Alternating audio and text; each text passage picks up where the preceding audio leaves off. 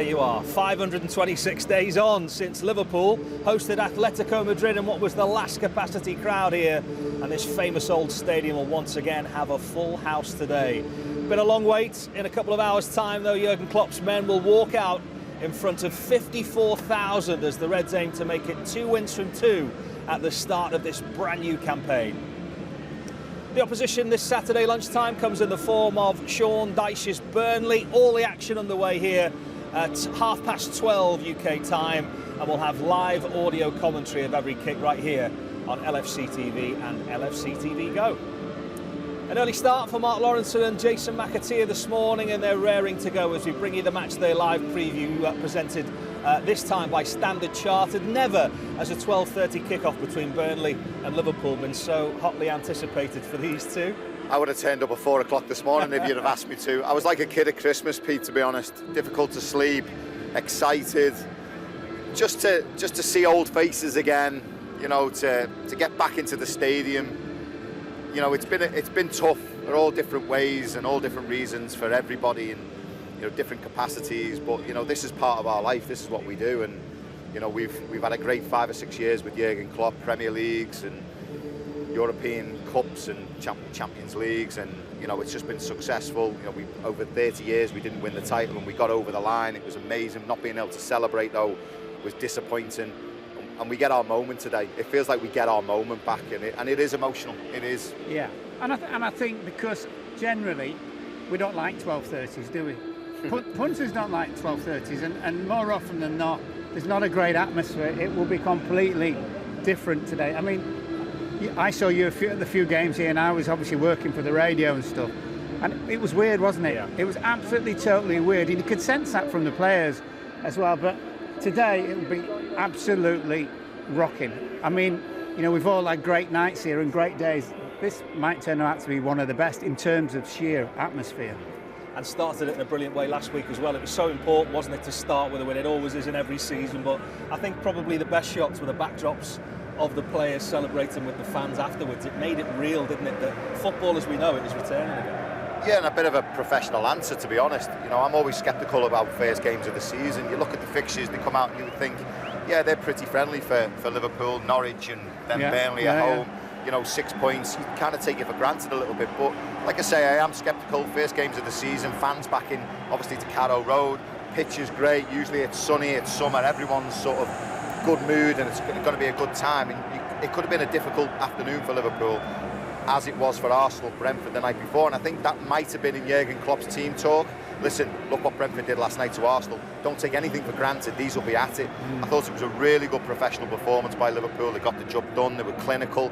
Listen, it wasn't the side we might have gone for as individuals, but they got the job done. Each and every player, you know, played their part last week. It was a very, very good performance. Certainly had the ability to be a banana skin, didn't it, Norwich? And Liverpool never allowed it at any point to go that way. No, they didn't. And I think we scored the goals at good times as well. We were just kind of settling into the game when we got the first one with Jota, etc. And it was just an all-round comfortable performance. You know, if you're Van Dijk, it was strolling, wasn't he, basically. But if you were making a comeback after 10 months and you were a little bit worried and nervous in terms of tackling and pressure and stuff like that, it was a great comeback for him and everybody. And in the end, we looked really, really comfortable. It's very hard not to get distracted, you know, by seeing fans walking up the steps. Lots of them, the last time they would have been here was against Atletico Madrid. They had the chance to come back in restricted attendances or for the friendlies. They've chosen to come back when it's safe and when it's full, and you can see the emotion on people's faces as they sit down in their seats. What about the lady steward, who unfortunately obviously is out of shot for people watching? She was dancing on the steps and everything, wasn't she? Yeah. This is life-changing today, though. It's impossible to get away from that. It's a day you'll never ever forget if you're a Liverpool fan. You know, in one of many, many fantastic days that they've had. What it's reminded me is, like, I've taken things for granted a little bit. You know, just turning up to the game and just walking in and doing the game from here. And getting fed. Yeah, all that stuff. But, like, it's like you honestly miss it. And I said before to you, it's part of your life, isn't it? Yeah. You know, driving up to the game, you know, the car park filling up, walking up with you, seeing people, smiles on their faces. It's just, we feel like we're living again, and this is a big part of our culture, a big part of life. It's where we come and communicate with each other, whether we want to sound off or we want to have a laugh, or we go for a pint before the game, discuss whatever we want to discuss, whatever it is. Then we come in and we watch this team who performed over the last 5 years unbelievably well, and it's just great to be back, Pete. I'll tell you what it's taught us, Pete, is football's nothing without spectators. At any single level. Loud and clear. I think that message has come across in the last year or so, and you'll have seen the message from Jurgen Klopp as well overnight about how much he's looking forward to seeing fans back in here, how much the players are looking forward to seeing you back inside here as well, and for lots of the players experiencing a full Anfield for the first time as well. Oh, everybody's looking forward to it massively. So you can imagine. Usually, when you sign for Liverpool, then one of the first things one of the probably the first 2 or 3 things you are waiting for is your first game at Anfield, to feel and to experience that atmosphere. Everybody tells you about it. You might have seen a few games on television, but you don't know it before you felt it or experienced it. And so, that's for each and everybody of us who had the first game at Anfield in the past, and we all had them obviously. It was a very special moment. It will be a very special moment for them. That's absolutely great.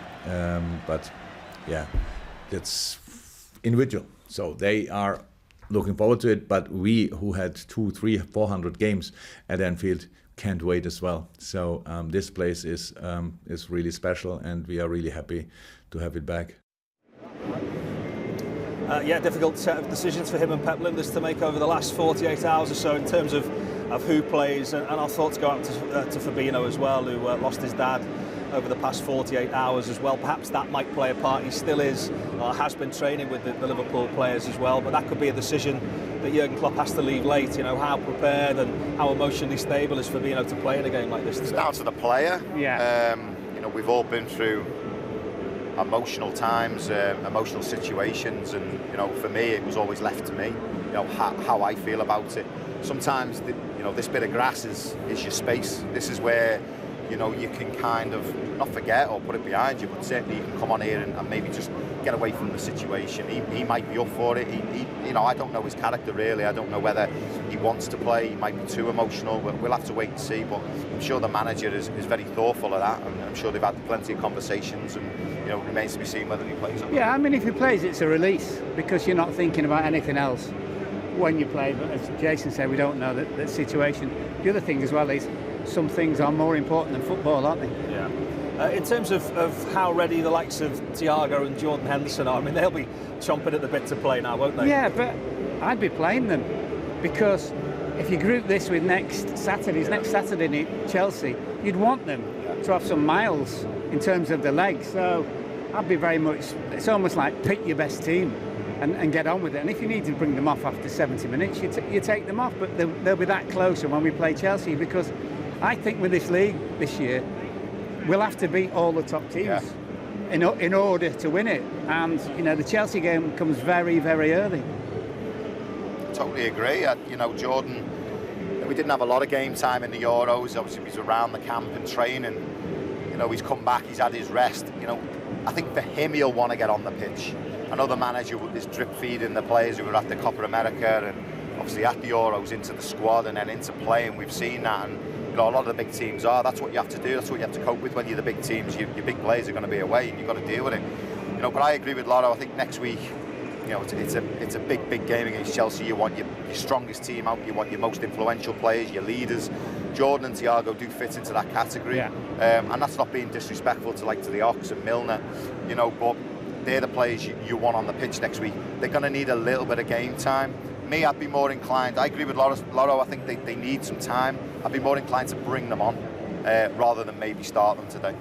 Yeah, it's an interesting conundrum for it, isn't it, as to whether momentum, as Loro says, plays a part, and is Chelsea already in his mind, or does he look at a game like this and think, could it be an afternoon for a Harvey Elliott to play, a Naby Keita to continue, James Milner to continue in there? But the only problem with that is it's Burnley, and it's difficult because you've got to physically overcome them, haven't you? So I think you need experience as much as anything. And I know those guys are knocking on the door, but I think that'd be a big ask today against Burnley, and they're a bit wounded animal. 1-0 up early doors against Brighton, get turned over quite late, so he'll have had them at it this week, won't he, Sean Dyche?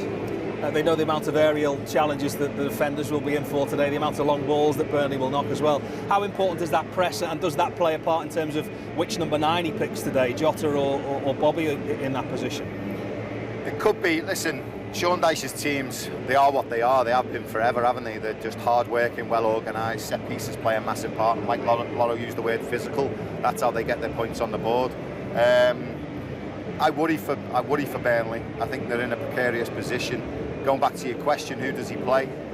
In the sense of what I say, I think Burnley are more inclined to play deeper. There's not a lot of space in behind for Jota, who likes to work on shoulders and likes space behind.